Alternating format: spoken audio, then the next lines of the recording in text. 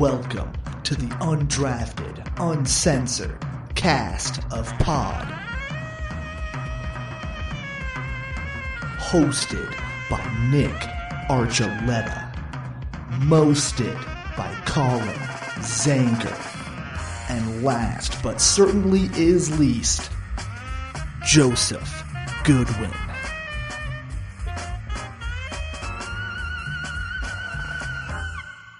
Welcome, everyone, into Undrafted Uncensored. It's Saturday. That means football, and more football. Football is live. Saturday. Sábado. And one thing I just want to let you know, the Prophet does expand beyond just the sports realm. We were just talking about drinks, guys, and it appears that my guess of a runts for the Voodoo Mountain flavor is very popular out there. See, I still get cotton candy. You know, well, I don't know why. I don't think I've tried it. Different palates, but I'm telling you, Yeah.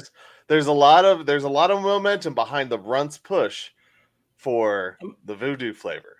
As we were speaking about our beverage choices before the show. Yeah, now that you mention it, certain combinations of runts, especially and a lot of those pink ones, can kind of give you that cotton candy flavor. So, you could be onto something there.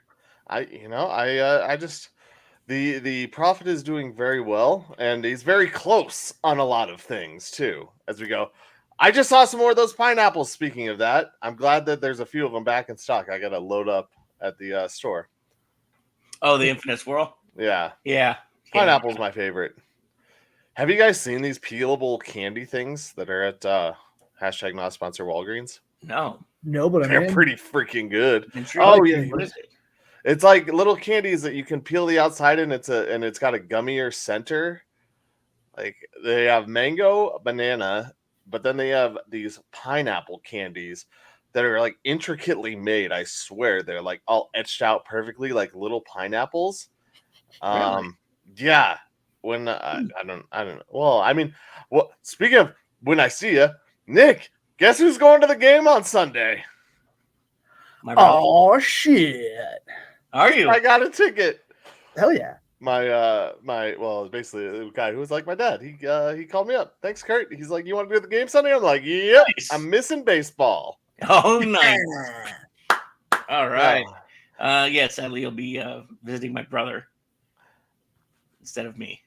No, I'm just saying I'm going, and we have one of us represented there. I thought you were going to go like, no, I'm more excited you should drive than you. Joe would quit working so much. Maybe he could go to a game once in a while. I would love to. I just got to get it. See, if I'd known, I could have asked Colin to cover my shift this Sunday, and then he would have said, fuck you, I'm going to the game. I would have said, no, I'm playing baseball. Just like I still have had playing for months. Except for tomorrow. Well, that got changed, but that's okay. Still have plans. Poor Colin. He's going to get 2 or 3 entire baseball games in the whole year between getting hurt and he's missed too many games. I played plenty. Okay, good. I'm going at the end of the year. Was it a rise with the batting average? Yeah. I'm going with a rise. I'm keeping my batting average above 500 for the fall season by skipping this game. Just making sure. Yeah, you just got to pull yourself out once you get to that level. No sombrero next week, and I'll be good. Oh, all right, boys. So as we were mentioning, it's football. Prime is really irritated with his 8:00 kickoff. I don't know why. That's nothing new to you. It's been going since you came to Boulder. And it's always been a thing for those of us here in Colorado because we're a flyover state. We're a flyover city. We're a flyover whatever you want to call us. But I like it more because it gets more. I think the people that matter the most are the people within those 2 time zones, the Pacific and the Mountain, because they're the ones that are going to be watching anyway. Nobody on the East Coast gives 2 shits about what CU's going to do other than what's Prime going to say after the game. Or what highlight is Shadur going to give us? What highlight is They don't want to watch the whole game to watch 5 highlights of 2 players and a coach. I guess I could see. I think there are some more people watching this game than that. I get his annoyance at it because last year, I mean, game day was there twice, and there were the primetime games, and not the only late ones, but kickoff, and yeah, you had all of the attention there. But you know what, Prime? Keep playing the disrespected underdog card. Because if it's working, it's working. And you are underdogs against K-State, who has had a more consistent, I guess, season than the Buffs. Although, there are the stats that the Buffs in the second halves of games are averaging giving up 7 points. Yeah. Since Nebraska, I believe it was. Yeah, since Nebraska. So, they are playing damn good football. But K-State is beaten. When's the last time K-State beat a top 25 ranked team in Oklahoma State when they beat them? When's the last time the Buffs did that? Waiting. Yeah, I can't. Waiting. Was that 2018 last time? Could have been. I'm not sure. Who knows? Well, that's what I'm saying. It's not under his regime. Yeah. Well, I mean, TCU wasn't ranked last year. I'm pretty sure. Maybe they were. No, I don't think so. No, I think they were just on the outside. I think. Yeah, I don't think week 1 they were, because they were obviously ranked the year before because they went to the fucking championship. But I think starting off the year because they lost so many guys, they probably weren't ranked. Well, I mean, and this is a prime opportunity for them too, because you look at. You like what I did there? Total accident. You didn't even mean to do it. I like to do that one. Didn't mean to. That was a total accident that time, I will admit. But again, prime opportunity for them to come in and do exactly what BYU did, and that's stun K-State and take advantage of their lack of a secondary. They've proven they have receivers. They've proven Shedeur can find more than Travis Hunter open. And if they can get that run game established, I mean, yeah, you're not going to get a whole lot of yards off of the run game, but the run game turns into play action, which turns into, open guys downfield or the RPO. And, if for whatever reason, the Buffs adjust in the second half and they start running away with the game after halftime. I don't know. I think they start throwing away with the game at halftime. They don't really run very much. But yeah, I would love to see that. And Kansas State has that hard-nosed running kind of take up a lot of time off the clock kind of style, which does worry me a little bit because they can potentially limit the amount of time that Shedeur Sanders and Travis Hunter and those guys can be on the field to actually impact the game. Like if they manage to get an early stop and then all of a sudden, 15, 20 minutes are gone off the clock, we're in the next quarter. It's like, oh man, this is a little bit more worrisome. I feel like that's one of those things that can kind of hurt you. But the opposite is also true, where if CU comes out and starts scoring real fast, K-State may not be able to keep up.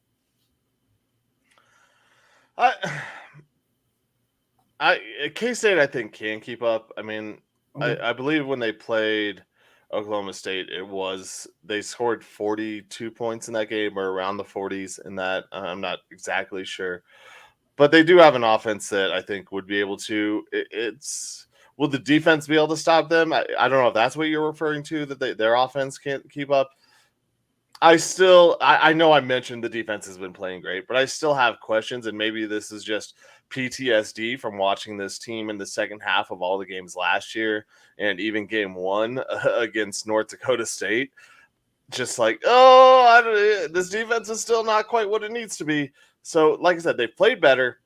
Does that stay? Does that stay through the bye week? Has it continued on? Have they progressed? Have they gotten better? Were they focused on K-State over the bye week? Because K-State had one singular focus. They're ranked. They want to beat CU. They want to improve their rankings, especially when last week a school like Alabama loses, and then Alabama almost loses again today. They were a 2-point conversion away from losing today to South Carolina. Yeah. Oh man.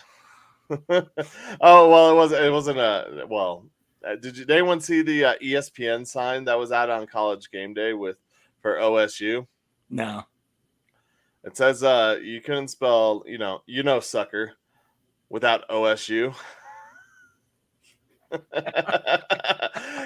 Nice. Freaking great job by the Oregon fan there. Seriously, it was pretty damn good. But Oregon had some signs today going. yeah, that was that one. I don't know if it made on TV, but man, it was funny. I saw it up. So, but back to that. So I know K-State is probably really focused, and this is where we talked about. I know last year, and I've mentioned it earlier this year. But where does Prime keep his focus in on? Or how does he keep these kids focused? How does he keep them engaged? How does he keep them with the chip on their shoulder from overthinking that or just thinking that they can walk in and beat anyone because this is K-State? Not everyone is hyping up K-State, and they're probably not hearing the same amount of talk as even the UCF talk that was going into it, because it just seems like K-State is kind of flying under the radar with how good they've been playing this year. So this is they're ranked 16. That's not flying under the radar, if you ask me. Well, they're ranked 16, but they're not getting talked about. That's true. I haven't heard much talk about them for sure. Okay. Like that's what I mean. I know that they're ranked there, and so they are getting that, but they're not getting the media love. They're not getting the media attention. But if you're K-State and you go in and whoop CU's ass this weekend, your name is going to be at the top of all of the networks. Right? Oh, yeah. I mean, ESPN was a clean sweep today, and everybody picking CU. Oh, no. Yeah. Uh-oh. Really? Mm-hmm. Damn it. Panel. Damn it. Well, that means we can blame ESPN, not us, for this. Yeah, Saban even said he's not picking against Prime anymore. It's not the worst. I mean, so I'm looking at some of their stats right now. So Kansas State has a sophomore quarterback, so I think that's part of it. Just having a really young kid. He's only gotten over 200 yards passing once. He may be a really good runner, but they kind of just run the ball a lot. But they've put up points. Probably. Besides getting blown out 38-9 by BYU, they're putting up 30 points a game. 31, 34, 41, 42. And then there's that 9. But, I think that's part of the reason is just young quarterback and that kind of style. But I don't know, man. Like, sometimes it takes a younger kid that doesn't really know why he shouldn't be doing it to just go out there and sling it. We saw a little bit of that with Dylan Raiola with Nebraska. Obviously, it just wasn't enough, which felt good. Future CU quarterback Dylan Raiola. Future CU quarterback, exactly. Yeah. We'll see how those transfer rules change here this spring. Yeah, do you think there's got to be some shakeup in the transfer rules? And NCAA is going to do something to shake the tree a little bit. They're going to have to. They have no choice. I don't know. But did you hear the other news? No, what's the other news? That Disney is trying to create a super league. Okay. 70 of the top teams. 70 of the top teams they want to have play in the conference, and then they'll relegate teams also. Yeah. So but you have to maintain a certain level to stay within this league, or you get kicked out. Yep. I did hear about that. Yeah. So I don't know if that comes about and how that works. But it seems like the Big 12 is not part of that. Not right now. Which is interesting. I don't want to say the Big 12 is obviously the bee's knees of college football, because the SEC is dominated for so damn long. But it's kind of surprising that they're not, one of those pieces of that puzzle. So CU would have to play their way into it, and that would be something that Prime would really love to be a part of, and he would really go after. But yeah, it's interesting how that. I don't know how soon, but could it be 2 or 3 years? I mean, they just expanded the playoffs to try and create more interest, but could this have been all too late for the NCAA? And the Disney is literally just gonna take the 70 best teams and be like, well, screw you guys, here's our league. I mean, it's entirely possible. I mean, I think Disney is also smart enough to know how to make money, and they wouldn't leave CU out only because of Prime. I'm sure there would be some caveats in his little contract that are going to say, you stay with the Buffaloes for X amount of years while we get this league up and running, and we will compensate you accordingly. will grandfather you in no matter how good or bad your team is. Yeah.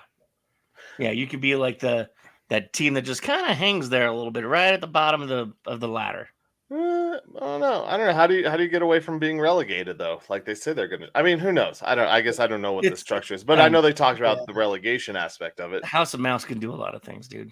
And I love that concept, but I don't see colleges, unless everyone signs out. I don't know if they would want that. Well, Just the relegation part, they may want to negotiate out of the deal. but it takes If you're one of those teams that's like, Vanderbilt's been in the SEC for so long, they would probably almost immediately get. But although they had the big game against Alabama, but hold on. Yeah, teams like that though are going to be the ones at risk. So, is it? Yeah, I feel like a lot of colleges would not want to have, kind of like how you'll see owners in certain leagues. Like in the NBA, they all would advocate for no matter what happens, we don't want anyone to lose their team. But obviously, Donald Sterling needed to lose his team. So stuff like that ends up happening. So I feel like the colleges would push back on that aspect, but I love it. I want a sport that I care about to have relegation because I think it's an awesome concept. And yeah, if somehow CU ended up being on the outside, they'd immediately get it. I feel like they'd have to start off with more teams than they intended to have going forward. And then the first year would kind of be an elimination year. I don't know. I like the idea, but I feel like too many colleges would push back against that particular part. Not when they don't have to pay that NIL stuff anymore. If the schools don't have to start paying any of that stuff, that saves them money. And they don't have to spend it on those players anymore. They can step out. They can make the university can privatize the football team, make them some kind of corporation or whatever they want to do, some LLC, move them off to the side a little bit here. And now I've got my football team right here that's being owned and operated by the House of Mouse. All that money's coming from there. And now we just kick them a few bucks here and there and allow them to represent the CU Buffaloes by signing a contract saying you're authorized to wear our CU interlocking CU logo, the Buffalo. You're allowed to use Ralphie and the campus. The university itself could take advantage of this and get themselves some money back because they're not having to pay as much now. Yeah, I don't know. It's very interesting to think of what could happen. And I just read that it was only 2 years, last year, I guess, excuse me, that ESPN, which is Disney, Mm-hmm. they bought the rights to the most watched package at $300 million per season. So how much longer are they going to want to pay $300 million a season for when they're going to be like, hey, here's $50 billion. Yeah. 300 million is going to get up to the 50 billion eventually, but here we'll have it all and we'll have control of it all. And we're just going to take the 70 best ones and not have to deal with the crap that we choose. And, granted, you're going to get some crap in there anyways, because not every season is going to be perfect for these guys, but no. I don't know. It's going to be interesting once, Disney's taken over. We work for Disney, Joe, you and me. Yeah. Sure. It's a small world after all. If I start singing Disney songs, are you guys required to sing them? I could start singing the Mickey Mouse song, but that might end up getting somebody. I guess it wouldn't get me. MICKEY. Not in my contract. MOUSE. Yeah. They already fired somebody for playing Mickey Mouse music, so they're not going to fire me. I don't know. There's a precedent now. All right, boys. Just a few hours away from kickoff. CU K-State. K-State is it 3? Wait. Is it victory formation first? No, Okay. Not in there. Okay, just making sure before I just run all over your victory formation again. No, because I didn't want us to sweep it and and jinx them. ESPN did that for us already. All right. So, but 2 negatives do make a positive. Maybe, I don't know. Well, let's see. 3 rights. I chose CU to win in my weekly pick and pool. So, Joe, cool. I don't know enough about Kansas State to effectively make a pick, so let's go with the Wildcats. All right, I'm going Buffs. Yeah, there you go. It's a 3, right? 3.5. 3.5. Okay. 3.5, and CU's a dog at plus 140. K-State favorite minus 165. No, it's not that bad then. No, it's I mean, pretty it's close. obviously a pick 'em pretty much. Not as close as a pick'em that's coming up later, guys. Oh, God. That's called a tease, kids. And thanks everybody for tuning in so far. I know it's Saturday and it's early, and there's football games on that are probably. I mean, one's Notre Dame, one's Oklahoma. Penn It's the Red State. River rivalry. Red River rivalry. My name's Nick. Try that again. Red River rivalry. But thanks for tuning in to us. Have us in the background, mute the TV. Sometimes those play-by-play guys can get chatty and annoying, man. Somebody's got to shut those guys up sometimes. Depends on the Points game. like Scoob. Shut up, Colin. Oh, moving on. So again, we're dealing with underdogs again. The Broncos are going to be dogs at home, and the only thing I can see that's good about it right now is the Chargers are dealing with a lot of injuries, even coming back from the bye.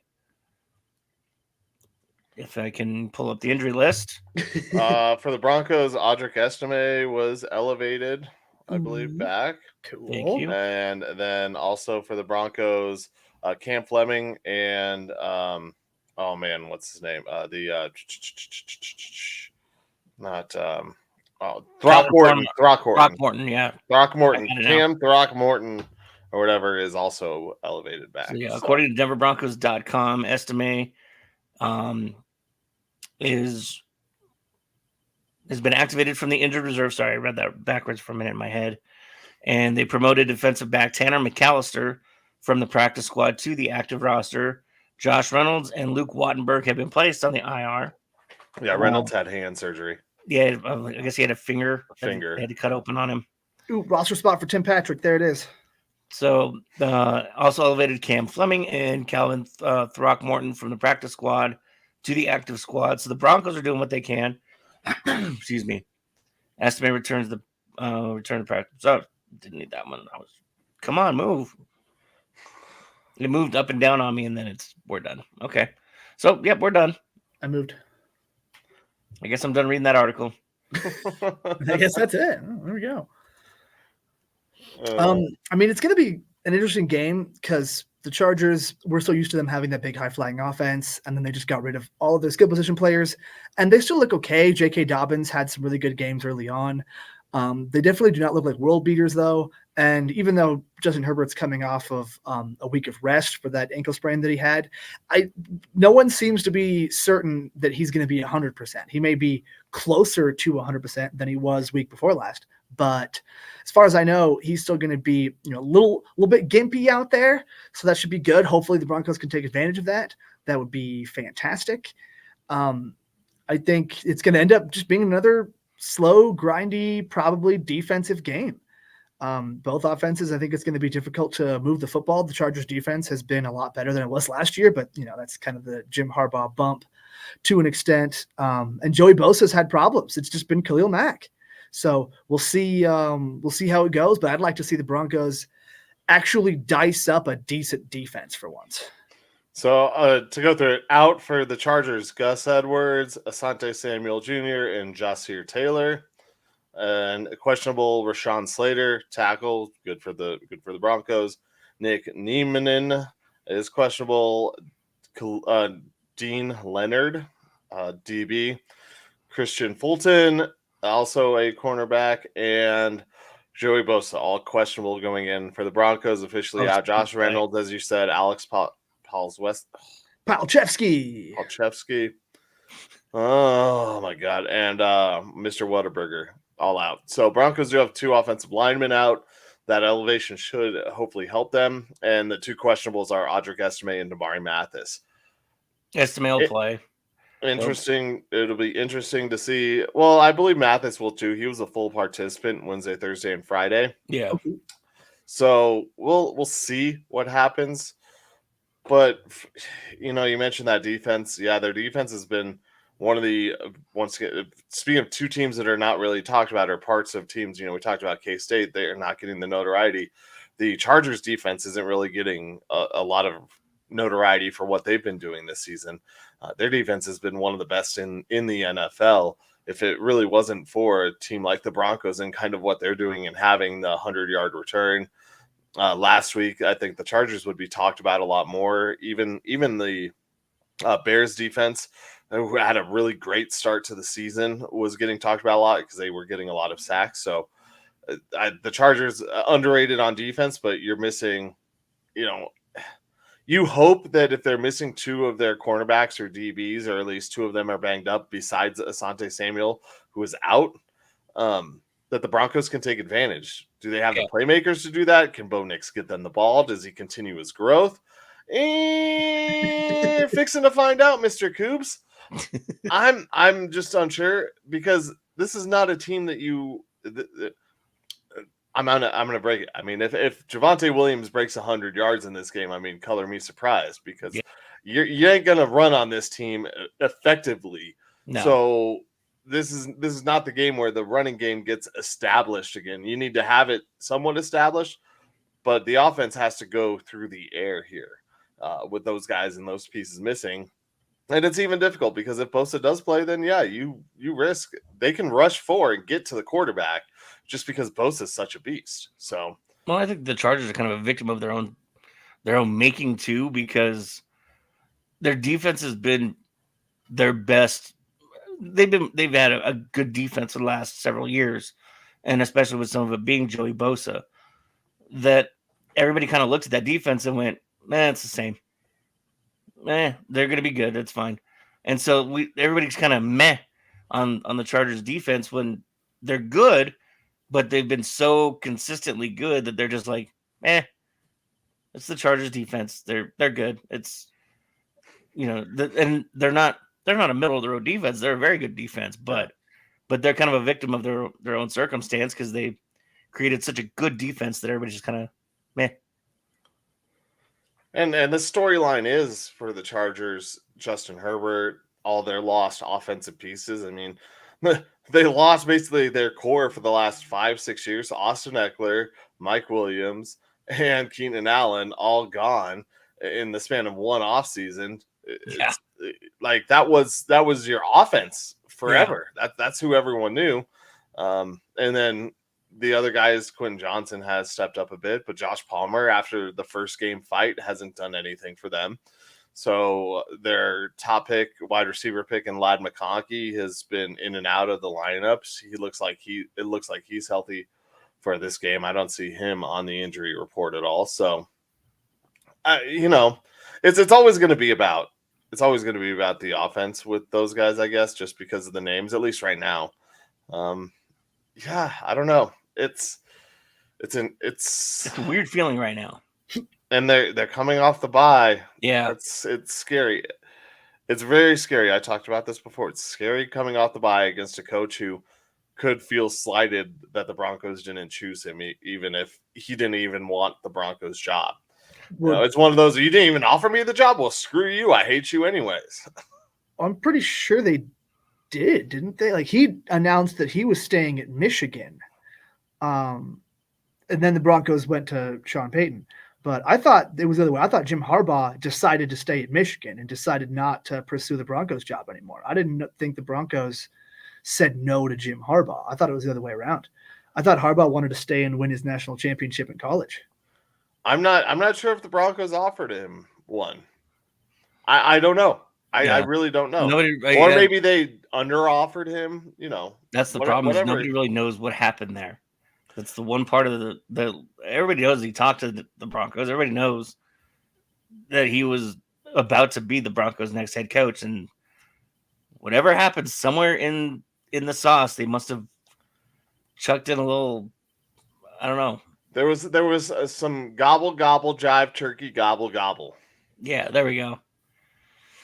A little jive turkey in there. Victory formation, yes or no? Don't worry, I speak jive. No. We're not going into airplane right now. Cut me some slack, Jack. I don't know. Dogs at home. This one's 3.5 as well, right? Or is this one 3? I don't know. I'll have it in one moment. Yeah, I mean Broncos at home. It's the only thing that sucks is 3.5. 3.5. Okay. Over under is 35.5. I'd take that under. I'm sniffing the under there. All right, so according to ChatGPT, according to reports, Jim Harbaugh effectively said no to the Broncos coaching position during his interview process, deciding to remain at the University of Michigan, accepting the Denver job. Accepting the job, meaning that the no came from Harbaugh, not from the Broncos. But again, AI. Yeah. Maybe the no was because they didn't offer him what he wanted. Yeah. Yeah. This is what I wanted, and you guys didn't think I deserved that, so you didn't offer it to me, so I didn't take the job. And now I'm gonna kick your ass because of it. I always thought it was like just that year was kind of the issue. Like, I don't think he wanted to coach Russell Wilson. I don't think he wanted to leave Michigan. I think if he'd gotten his national championship and the coaching search was this year, it'd be hard. But then again, like, to turn down Justin Herbert over the potential of drafting Bo Nix, because at the time he would have taken the job, it would have been before the draft. Yeah, I don't know. I've always felt like he just didn't want to deal with all of that. But I'm speculating 100%. You would have wanted JJ McCarthy. You got to be kidding me. Yeah, that's true. Man. JJ McCarthy. If it was Harbaugh, it was JJ McCarthy all day. We'd be trading up ahead of the Vikings or something. Yeah. 3 more years without a first-round pick. That's neat. Sounds great. Yeah. Well, we'd had the one because we didn't have traded it for Sean Payton. And then Kamani Vidal, right? Vidal was their running back at Michigan? No. Who was their running back? Somebody pretty good. Yeah.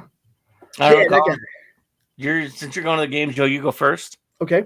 Actually, Joe, you go first. Weird. Broncos 3.5 dogs. Yay or nay? Do they win? Do they pull it off?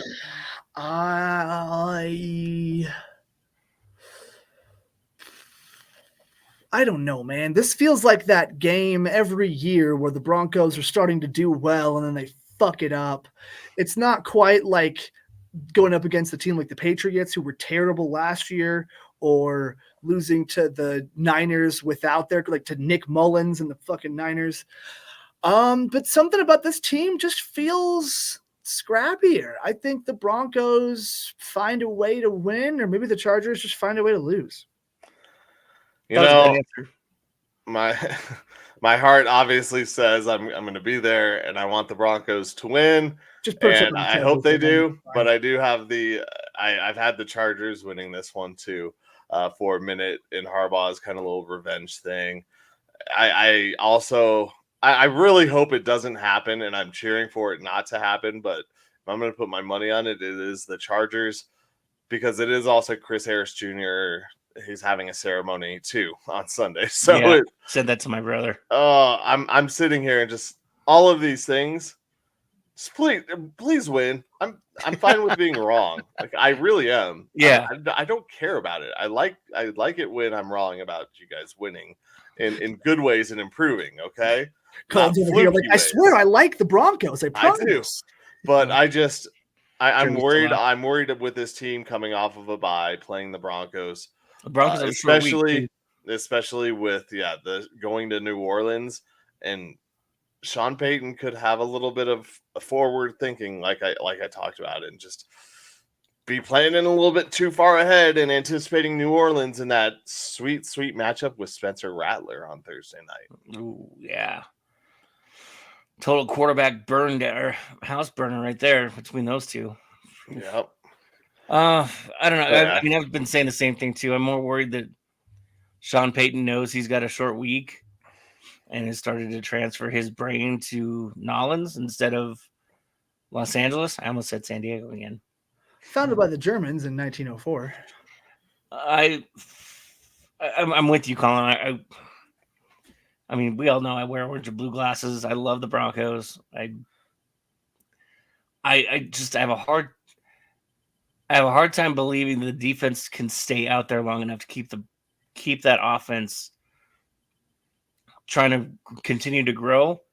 And I think Harbaugh is just a little too angry right now that I'm going to have to go with the Chargers, as much as it hurts. Yeah. 2 weeks of planning, I think, is really the nail in the coffin on this one. If it were the other way around and the Broncos were coming off the bye, then Yeah. I think it would be a much different, or if they were just playing after another game. I really Yeah. do think it would be a much different story. And once again, hopefully, I mean, I'm wrong, and hopefully you're Hopefully wrong, we're wrong, Nick, and yeah. Joe's right, because I do think the Broncos can win this game. Mm-hmm. I really do believe that. Oh, yeah.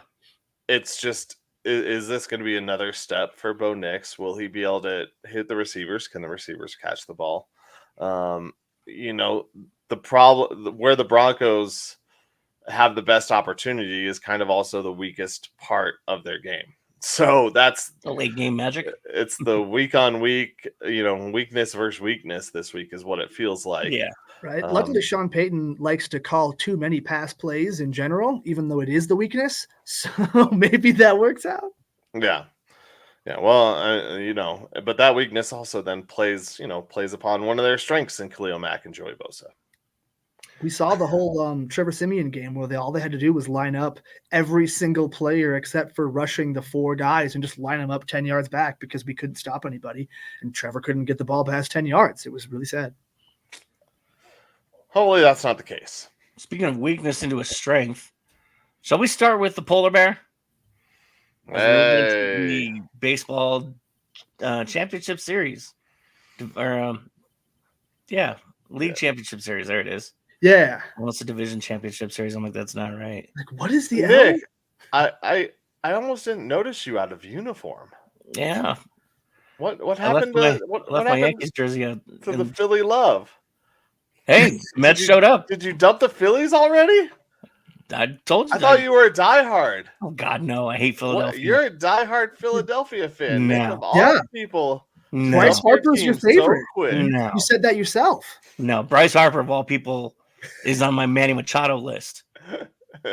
Which is that's like your favorite people list. Almost right? my A-Rod list. Yeah, A-Rod barely got himself out of there. Thanks, 2009. You're welcome. It's the only reason A-Rod's not quite in that list. No, the Mets look good. I mean, they got to realize that there's more than these 7th, 8th, and 9th innings to have their offense show up. But I mean, credit to Lindor, dude. Lindor's the guy that got them fired up. Lindor's the guy that had that closed door meeting, players only.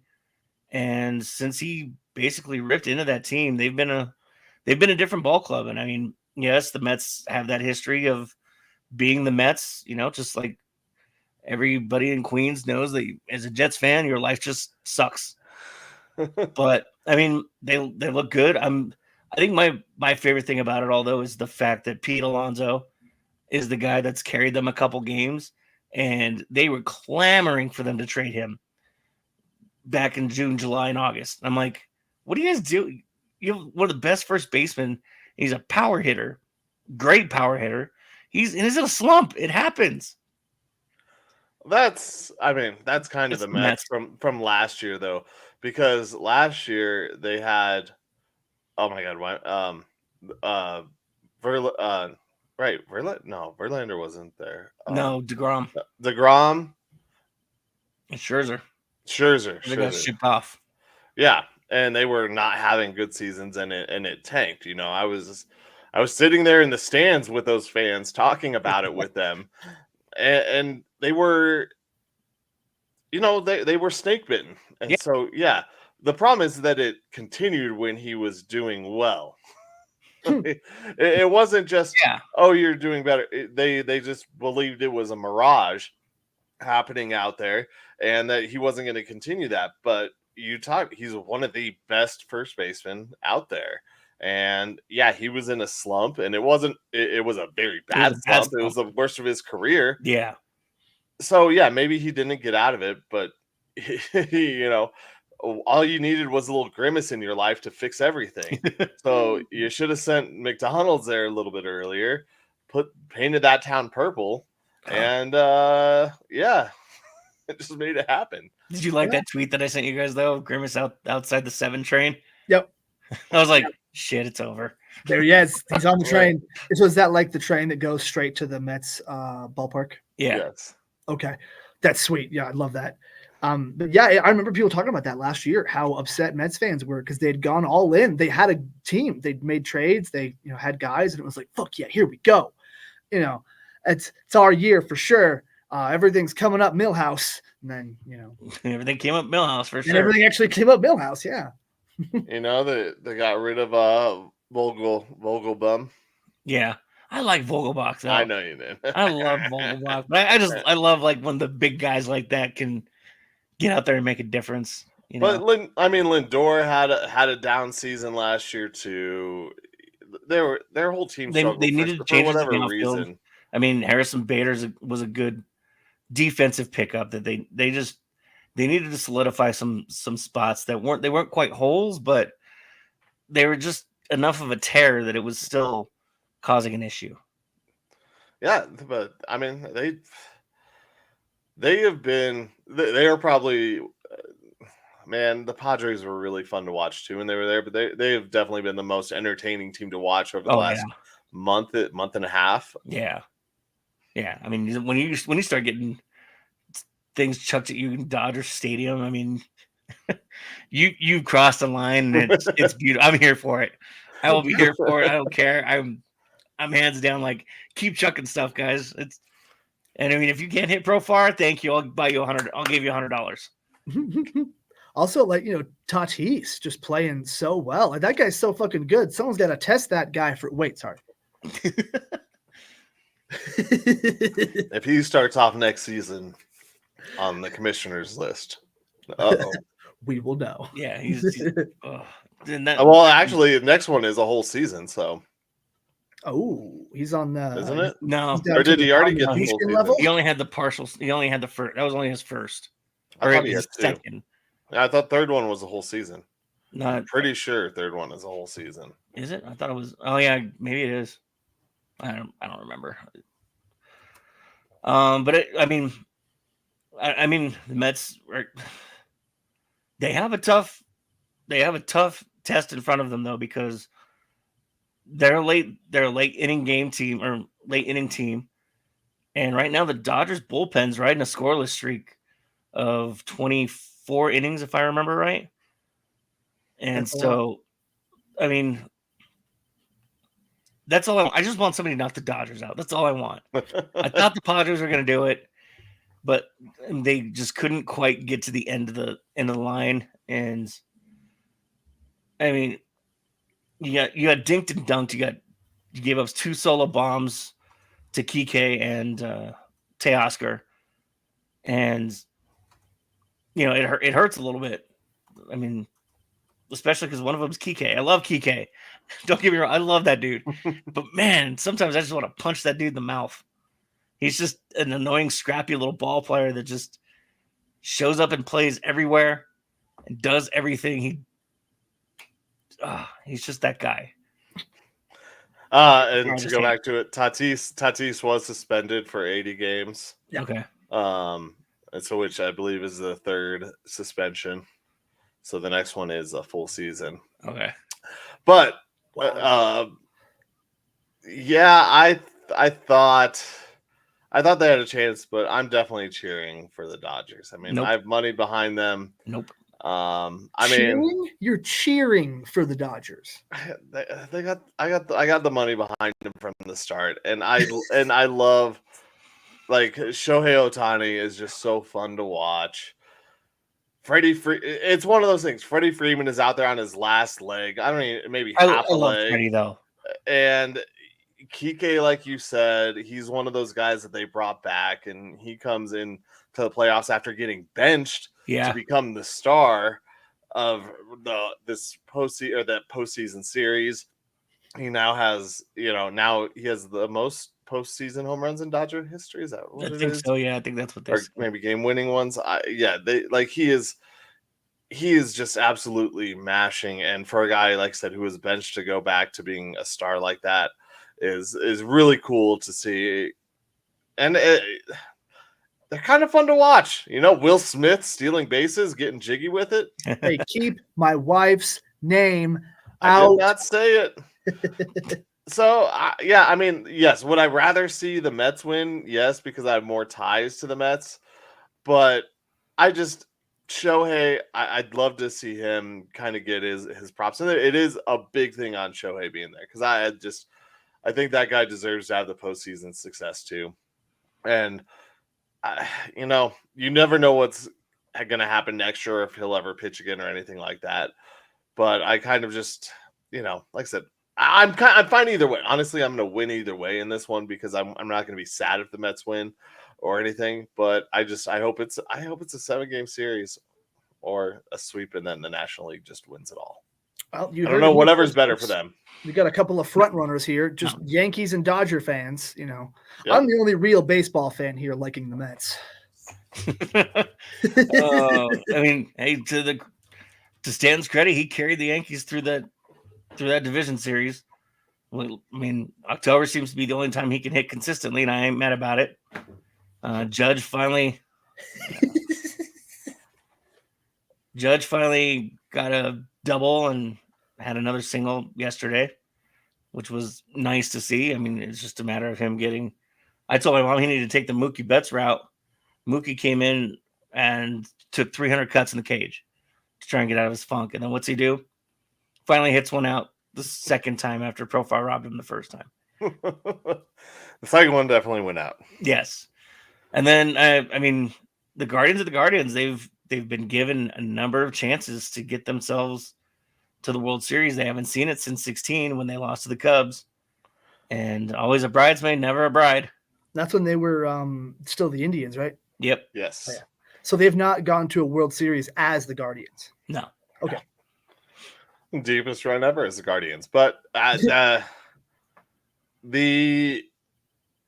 did get really. I felt like they got really lucky the way that it even played out today, because the Tigers are up in that game, and they end up getting a grand slam because of just bad pitching. It was. Skubal gives up a bomb, which you don't see ever.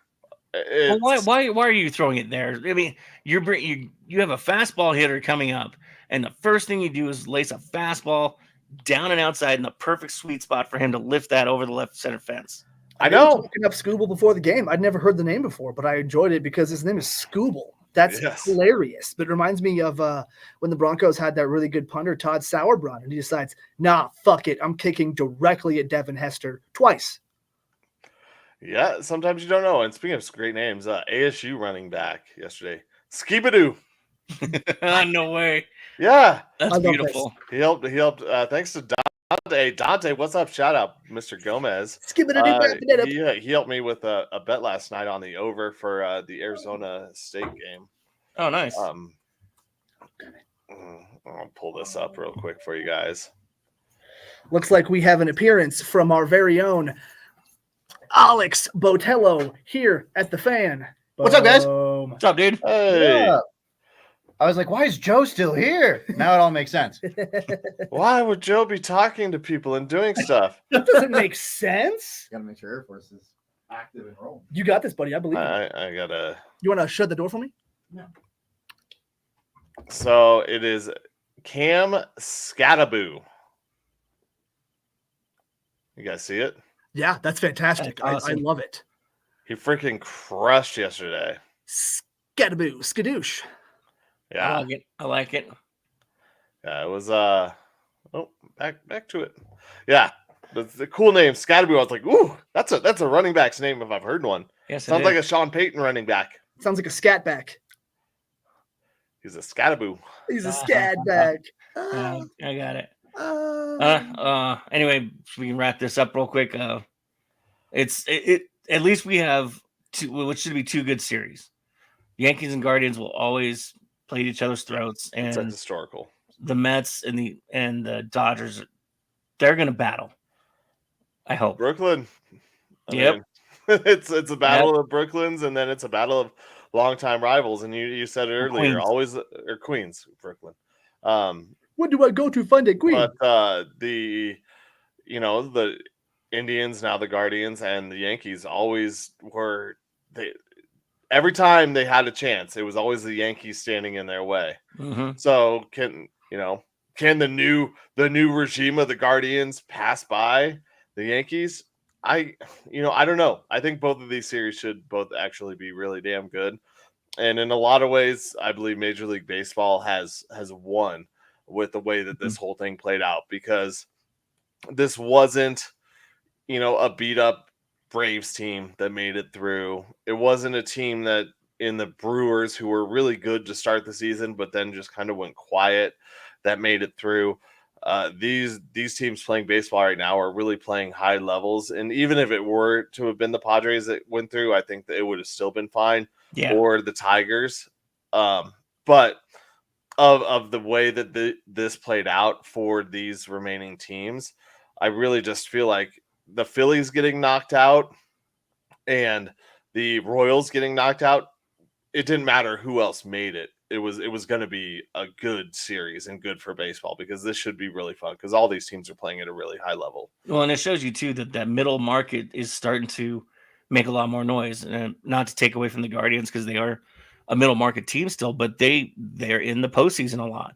You look at the Tigers went on a run. Mm-hmm. They went on a run at the right time, middle of August. You look at the Royals had a big enough lead at the time in that wild card to just keep their head above water. And they managed to make that wild card game or make that wild card series. And again, you saw glimpses of the old 70s Yankees Royals rivalry, that final game. It shows you how important it is to these guys. So they're going to go from 106 wins to making the postseason and being 2 games away from making the championship series. Don't sleep on the Kansas City Royals yet. I can't wait for the Guardians to beat the Yankees and ruin Nick's day. I was going to say, Major League Baseball has done a great job to give all the fans the World Series that we all know they want and deserve, which is Guardians. Subway Series. Guardians. Subway Series would be fun. It's possible. That's what I'm rooting for. Is Yankees Mets. That sounds awesome. I want that. Has that ever happened in the World Series? Yeah, 2000. Yeah. Oh, well, that's less cool. But I want it again because it didn't have Grimace. Roger Clemens, Mike Piazza, right? Yep. And Benny Agbayani. Yep. Benny Agbayani. This last one, we'll just touch on it real quick. Avs have goaltending issues still. They give up 8 to the Golden Knights. See if they can make up that tonight. They did sign a goalie off the waiver wire. Colin's pointing like he has something. I'll give you a report tomorrow, but Igor Shesterkin, so don't be jerking my Shesterkin, did not sign his extension with the New York Rangers. Hello, availability. Really? Come on, Avs, do something. Here we go. Shesterkin for Shesterkin. Kin for kin. Let's start to the victory formation. This is the victory formation. All right, boys, here we go. Best play in football. 6 right tight diamond victory on 1. Break. Okay, 3, 2, 1, let's jam. The Pick'em segment, proving that Colin Zanker is the most humble man in the history of time. Least. Featuring Nick Archuleta, wishing he was somewhere else. And Joe Goodwin, just kind of winging it. Well, this week in the victory formation, only one of us was Shesterkin it really well, as they went 3-1. The other 2 of us went 2-2. Let's get into our picks. Well, the first thing that we started off with was the Suns versus the Lynx to get to the WNBA Finals. Connecticut Sun could not get it done over the Lynx. And Nick, the first one, Shesterkin it. I'm done. Whole segment. This is the jerkin, the Shesterkin. Nick got that one right, as Joe and I incorrectly picked the Sun to defeat the Lynx. And that was actually only the second biggest dog to win this week at 15-26. Next, it was Dodgers versus Padres. Remember, this was game 4 that we picked. Game 4. Both Nick and I both correctly predicted the Dodgers to beat the Padres, which they did, which ended up forcing that game 5 where they won 2-0. So Joe loses 10. Joe, obviously, you lost 2 games this week. That means you're going to win the next 2. Spoiler alert. We move on to the 49ers and the Seahawks. Nick, you chose the Seahawks, and you were almost right. The Deebo Samuel touchdown that got called back cost me $300. Did it really? Because of Kenneth Walker being offside, not stopping completely. I was so pissed. I see him going to the end zone, and then I see a flag. I was like, oh, you got to be kidding me. He gets a 40-yard bomb. Either way, the 49ers came out victorious, meaning that Joe and I both get that correct, winning 19-18. And then once again, game 4, where the Mets completed their victory over the Phillies at minus 105. They were actually the underdogs in this one, as Philly was favored at minus 115. Both Joe and I showed our love for the Mets, and Nick just showed why he hates New York by picking the Phillies. So Nick went 2-2, Joe went 2-2. I was 3-1 this week, meaning I'm the big victor. I'm the whatever. I won the most this week at $50.20. That's all, folks. Almost Shesterkin it over the $700 mark. I'm at $696.96. Nick or Joe, you came in second, winning $18.70, and you are still in first at $722.25. Yeet. But Nick, you are close behind. $16.76 win this week at $710.94. So we are all within basically $30, less than $30 of each other. So I am still the low man on the totem pole, but I told you the profit was back. So let's get into the games that we have for this weekend. And we have to kick things off with, one of Nick's favorite things. It's a London game. The Phillies. If he doesn't like the Phillies, if it wasn't for Philadelphia and the Phillies, his favorite thing would be games in London. So we have the Jaguars and the Bears playing in London. Oh. Both of these teams are at minus 110. It is a true pick 'em. No one is favored. Nick, who you got? The Bears. He's taking the Bears in London. Just because I wanted to say it that way. Joe, who you got? All right, Mike Ditka versus a Jungle Cat, roughly 180 pounds. I'm taking Jacksonville. They're playing at home. I don't care. Damn it, I wrote your name in already. It's too late, Joe. I know it's technically not a home game. It's a fucking home game for Jacksonville. That's all they do. They are desperate for a win. The Bears definitely need one, but the Bears aren't in the middle of the prime of their quarterback. He's a rookie, so I'm taking that Jaguars. Yeah, screwed with me on what you were doing there, but I can appreciate that. This Anytime, game, buddy. I thought we were sweeping it for a second because I am taking the Bears. Traveling over, it might be a home game for the Jaguars, but it doesn't matter where home is for the Jaguars this season. They have been very disappointing, even though last week was a step in the right direction, but the Bears also took a step in the right direction last week. One thing I will say for this, the over-under is 45.5. I think I'm hammering the over on this one, even though the Bears defense is really good. I have a feeling about this one going a little high. Next, we move on to game 1 Sunday night of the National League Championship Series. The Mets versus the Dodgers. Mets underdogs at plus 130. Dodgers minus 160 home favorites. Joe, do you think the Mets get it done in game 1? All right, I'm doing it. I'm shocking the world. I'm doing the thing. I'm kidding, Colin. I'm taking the Mets. Oh, I thought you were gonna reverse. I thought you were gonna reverse jinx them. I am taking the Dodgers at home in the opener to beat the Mets. Nick, I just love the little sigh of like, God damn it. I have to pick the Dodgers just because they're the Dodgers, but my God, I hate picking the Dodgers. Los Dodgers. Game 1's a tough one, but the Dodgers they're both hot teams. It's they tough. are. Would it surprise me if the Mets won? No. But I got to go with the Dodgers. Next, we move on to the most exciting Monday Night Football game. We have this team in back-to-back weeks on Monday Night Football. The Giants are at home. Playing the Bengals. Bengals minus 195 finally got their first win. Yeah. Giants plus 165 have won 2 in a row. Freaking points sitting on my bench because they've been shit all year. I don't even know. I really don't know who to take in this one. The only thing I'm going to do is take the Bengals because I've got a lot more Bengals players on my rosters in fantasy than I do Giants. So give me the Bengals. I don't know. I don't know what's up with this game. Would it surprise me if the Giants win? Hell no, because they've beaten they beat the Seahawks the other week. I mean, they've been a better team as of late, and Danny Dimes has played much better football. So would it surprise me? No. But there you go. Bengals are going to bangle and win this one, though. Nick, who you got? Cincinnati. Joe? Oh man, I gotta do it. Danny's dropping dimes. I'm gonna take him. Yeah. The Giants don't look terrible. The problem is their receiver gonna play? Because if he doesn't, I mean, I think he was out last week. The rookie, Neighbors, I believe. Yeah, maybe Neighbors. But they still played pretty well. I don't know, something about it. Brian Daboll is one of those. He kind of reminds me of like a poor man's Sean Payton. Like he's just gonna find a way to win some games here and there. I think he kind of likes the idea of doing it with, or almost kind of like a Bud Black, or like fuck it, I'll take this team and do what I can with them.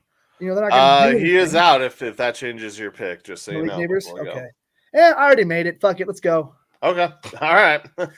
Well, then we move on to our last game. These are all games on Sunday, all games tomorrow, so you can parlay them all together if you want, and choose Collins to go 4-0 if you'd like. Just kidding. Don't do that because of do it. That it's I chose the Bengals, and I'm really not confident in it. So, yeah, don't parlay them all together. But if you do and you win, you can thank me.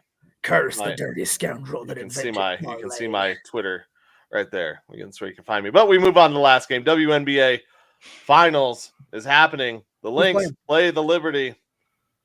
It's in New York tomorrow night or tomorrow afternoon. I think it's actually like a 3:00 game. Nick, who you got? Lynx did me good once. I'm gonna do the Lynx again. He's sticking with the Lynx. Joe, who you got? I'm just flabbergasted at how the WNBA works. I was talking earlier with Kevin about it. Like, I love that article of they just announced they're going to expand the finals to a 7-game series. How the fuck do you not have a 7-game series in the finals? That just bothers me. New York.